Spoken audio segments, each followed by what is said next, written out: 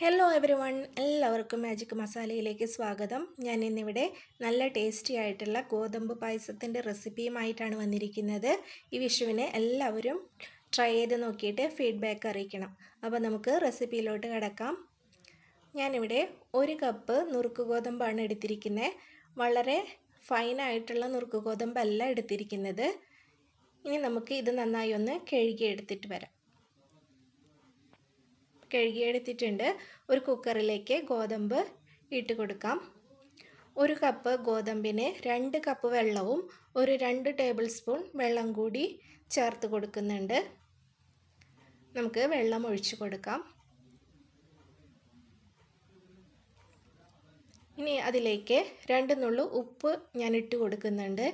ഇനി നമുക്ക് മൂടി വെച്ച് വേവിച്ചെടുക്കാം.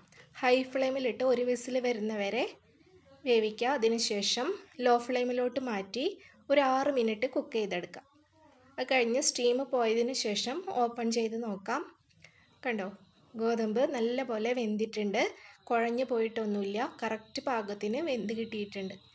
ഇതുപോലെയാണ് കിട്ടേണ്ടത്. ഇനി നമുക്കിതൊരു ഉരുളിയിലേക്ക് ഇട്ട് കൊടുക്കാം. ഇനി നമുക്ക് ശർക്കര പാനി ചേർത്ത് കൊടുക്കണം.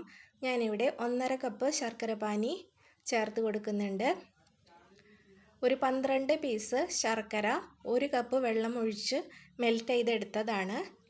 ഇത്രയും പോകുന്ന പീസാണ് ഞാൻ എടുത്തിരിക്കുന്നത്.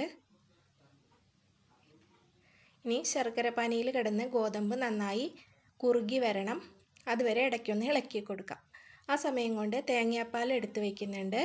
ഞാനിവിടെ 1.5 കപ്പ് തേങ്ങാപ്പാൽ 1/4 പാൽ എടുത്ത് വെച്ചിട്ടുണ്ട്. അതിലേക്ക് 1 ടീസ്പൂൺ ഏലക്കയും ജീരകവും പൊടിച്ചതും 1/4 ടീസ്പൂൺ ജീരകത്തിൻ്റെ പൊടിയും 1/4 ടീസ്പൂൺ ചുക്ക് പൊടിയും ചേർത്ത് കൊടുക്കാം.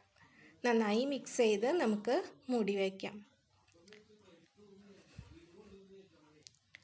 ഇപ്പോൾ ശർക്കര പാനിയിൽ കിടന്ന് ഗോതമ്പ് നന്നായി കുറുകി വന്നിട്ടുണ്ട്.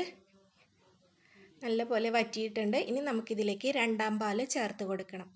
ഞാനിവിടെ ഒരു 4 കപ്പ് 2/2 പാൽ എടുത്ത് വെച്ചിട്ടുണ്ടായിരുന്നു. അത് ഇതിലേക്ക് ചേർത്ത് കൊടുക്കാം. നന്നായി ഒന്ന് ഇളക്കി കൊടുക്കാം. ഒന്ന് കുറുകി വരുമ്പോൾ നമുക്ക് അതിലേക്ക് 1/4 പാൽ ചേർത്ത് കൊടുക്കാം. 1/4 പാൽ ചേർത്ത് കഴിഞ്ഞാൽ അധിക സമയം തിളയ്ക്കാൻ പാടില്ല. ഒന്ന് തിളച്ച് വരുമ്പോൾ നമുക്ക് ഓഫ് ചെയ്യാം. ആ സമയം കൊണ്ട് ഞാനിവിടെ 2 ടേബിൾ സ്പൂൺ നെയ്യിൽ കുറച്ച് അണ്ടിപ്പരിപ്പും ഉണക്കമുന്തിരിയും വറുത്തെടുത്തിട്ടുണ്ട്. അത് നമുക്ക് ഇതിലേക്ക് ചേർത്ത് കൊടുക്കാം. ഫ്ലെയിം ഓഫ് ചെയ്ത് കൊടുക്കുക. കണ്ടോ, കറക്റ്റ് തിക്നെസ്സിലാണ് ഇരിക്കുന്നത്. ഇതൊന്ന് ചൂടാറി കഴിയുമ്പോൾ കറക്റ്റ് തിക്നെസ്സിലായി കിട്ടും. ഞാനിതൊരു ചെറിയ ഉരുളിയിലോട്ട് മാറ്റുന്നുണ്ട്. നല്ല ടേസ്റ്റി ആയിട്ടുള്ള പായസമാണ്. എല്ലാവരും ട്രൈ ചെയ്ത് നോക്കണം. Thank you.